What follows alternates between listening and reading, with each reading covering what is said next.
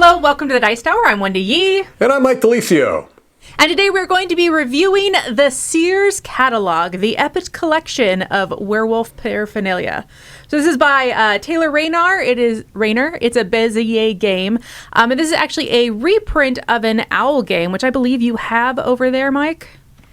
Yes, it used to be called, when it was originally released, Of What's Left. It's an even smaller box than Seers Catalog, and it was themed around owls who were kind of watching over a castle, and they progressively got sleepier and sleepier. So very, very similar, some slight changes between the two games. Werewolves and owls, they're the exact same beast. All right, well, I'm going to take a second. I'm going to show you briefly how this is played, and then we'll come back with our thoughts. Seers Catalog is a must-follow card shedding game. So what I mean by that is as players are playing out melds, which means like a set of cards, they can either play out runs of the same color or they can play out like cards.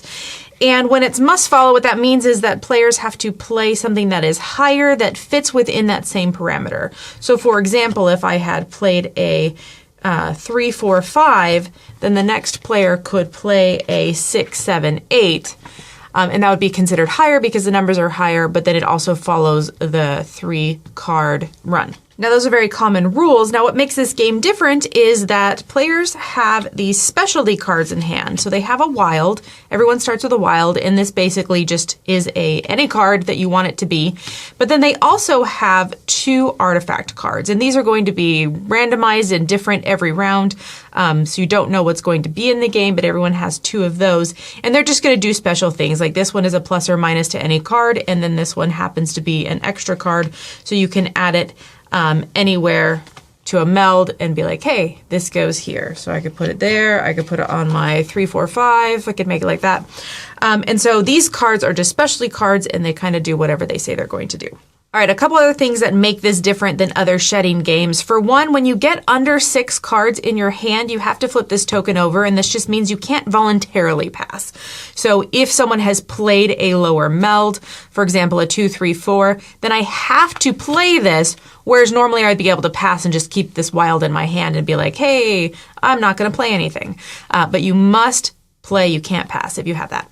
The other thing that's different is that the scoring is unique. So the way that the scoring works here is that if you have one of these specialty cards, your score is going to start off with a 0 bonus. However, if one of the gray special cards is gone, then your bonus is going to be whatever the lowest card is. Right now, that is my 4. So I would start with 4 points, and then you'd subtract 1 point for every card that is still left in your hand. So this would be 4 minus the 4 cards in hand, so that would be 0 points, which would have been the same as if I had been the one to go out.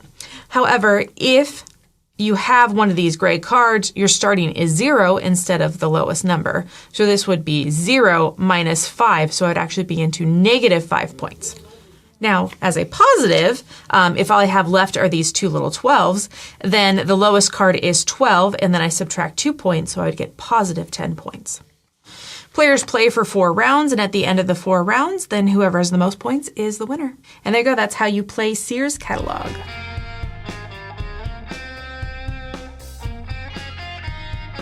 All right, starting off with the theme, Mike. I know this is different from that owl game that you were talking about. How do you feel like the theme really fits in with the gameplay?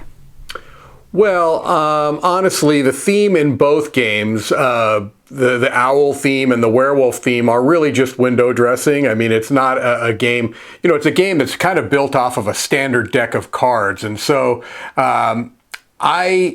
I will be honest, in the past with Bézier as a publisher, I have felt that sometimes the werewolf themes feel a little ham-fisted, but I honestly don't mind it in this one because it's very tongue-in-cheek, it's very self-aware. I like the idea of hearkening way back to the idea of the Seers Catalog, which many people watching this review may not remember what Seers was or the Seers Catalog, but I certainly do. And so I didn't mind it in this one. I think it's a fine theme for this game.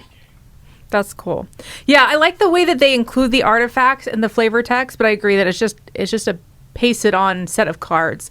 But with this, and let me know if I'm wrong, Mike, because I have not played the other version. But with this version, the artifacts have really become the focal point because there's just so many more of them in this game.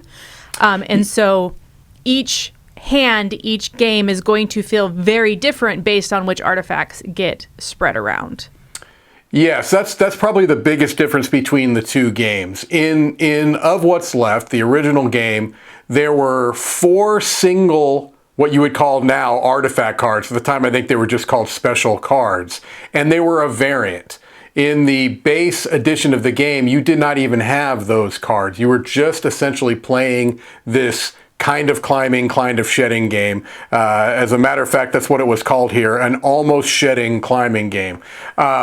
And so in this game, those artifacts, since you're getting 2 at the beginning, really are a much bigger focal point between the two games and make the most impact in the different feels of the two games.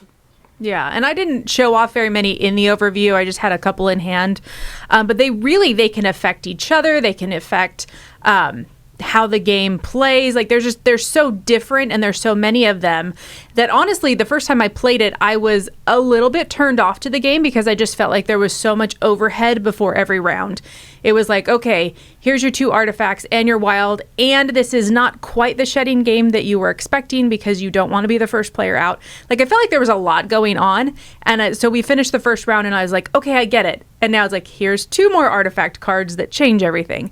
And so Chris and I were talking about it, and I think you can really house rule when you're first learning this game. Maybe pull out 4 easy ones, let everybody know what's available, and then shuffle those up, hand those out along with that like first player artifact.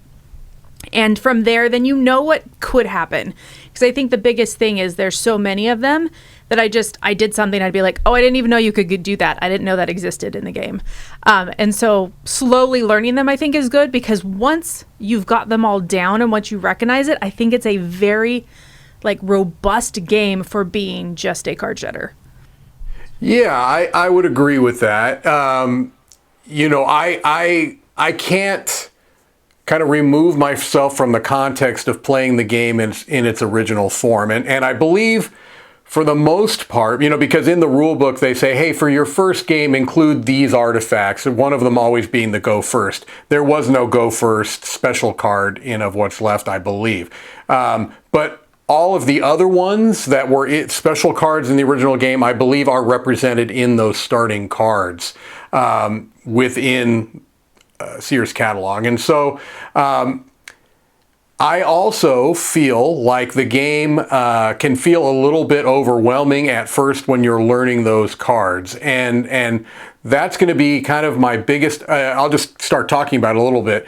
The biggest negative that I have for this game is not going to be an issue for most people that play it, I think, which is that I played the original version that didn't have those as a big focal point, and I honestly prefer the purer version, I'm going to call it, the purer version of the game. Although, like you and Chris were saying, you could really kind of replicate that with what's in Seers Catalog, but that's not really what they're presenting. They're presenting it as a game where you've got these special powers that are more impactful. They are a bigger part of the game. And so I guess your taste in the game is going to be based upon how well you really like the changing effects, the dynamism that those cards add, or you're going to dislike it because you feel like it's a bit too much going on for what is essentially a simple shedding game. Yeah, I think that's a fair point. And I do like that, at least with this version, you can add or you can remove as you desire. Yeah. I think my biggest negative for this is just that initial teaching. If this is going to be one of those games that you carry around to a lot of different groups and you want to play with a ton of different groups, I think it's just going to be hard to have that introduction all the time because it really does take a whole game to get it all under your belt. And then even on top of that, you still have all those extra cards you have to learn from game to game. And so I feel like that initial uptick is probably my negative, but I really enjoy what's going on. I love that tension and that pull of, can I line things up perfectly so that I'm not the last or I'm not the first person out, but that I can get rid of most of my cards. I think that that's so clever. And it honestly reminds me a little bit of Marshmallow Test or Pinata with that kind of delayed gratification idea. But what tripped me up, especially at the beginning, was I kept thinking I needed low cards because low cards would mean less points. And I'm like, no. It's less quantity of cards, but you want high cards, but you don't want the good ones still in your hand. So, for me, I just think that it's really interesting, that push and pull of trying to get as much out as possible, but not too fast. Yeah, the central hook remains from the original game, and it's a brilliant one. I agree with you. I absolutely love the idea of the dream. The dream is to be the second one to go out with a single double-digit value card in your hand, right? Because, that's where you're going to get your potentially juiciest scoring. And it's really hard to pull off. It's very hard to pull that off, but it is possible. And so, you're kind of trying to thread the needle a lot in this game. And I like that. I like, as you mentioned, there is a certain tension that is involved with that, where you're really trying to push things as close as to the edge as possible without going over. That's something that you do see sometimes in trick-taking or shedding games, but I think this particular game pulls it off exceedingly well. So the central hook is one that I like quite a bit. The scoring is really what gives it that spiciness to what in a lot of ways is a pretty traditional a shedding game where you can play single cards or you can play sets or runs. It does stand apart, and I appreciate it for that. So do you have a score in mind? Yeah, I do. And again, I really do need to emphasize that I have a slightly different viewpoint because I had played it many, many times. Matter of fact, I'm relatively sure Chris and I reviewed the original version of the game on the channel. We at least talked about it for sure. And so I do have to acknowledge that does color the review on this a little bit, but I'm still going to recommend it for sure. I'm giving it a 7 out of 10. I think that it is a really solid hook for a shedding game. The scoring element is really, like I said, it's spicy. It kind of forces you to go to the edge, and I like that feeling. But I actually don't love how much larger of an element that the artifact cards are in this game than in the original version of the game. But again, I want to point out, you can play around with that. I mean, the elements are within this box to be able to tailor it more to your play style. And I'm not saying that the original play style, what they tell you here, is bad. It's just not my favorite way to play the core design of this game. But I still easily recommend it. It's a nice production, so a 7 out of 10. Nice. Okay, I'm going to give this an 8. I think that core hook of the base game is so cool, and then I really enjoy the elements of the artifacts being brought in, and I really love that I can just add or remove as much as I want, because I do think the whole game as itself with all the artifacts is a little bit much, and so that's why it's an 8, not something higher. But I really think that this is a solid game that gives a little bit more to that, what do you call it? Not the trick-taking, the shedding element. Yeah, I really think that it adds some interesting flair to that shedding without way overcomplicating it with crazy player abilities and all that extra stuff. Like I feel like those artifact cards are just very easy to add or remove based on what level of intensity that you want to play. So I think it's a fabulous one. I wouldn't bring it to a bunch of different groups, like I said, but if you've got a core group that you play with regularly, I think this can be a fabulous game. All right, well, thanks for joining us today. This was Seers Catalog. I'm Wendy Yee. And I'm Mike DiLisio. Have fun with your werewolf bite cream.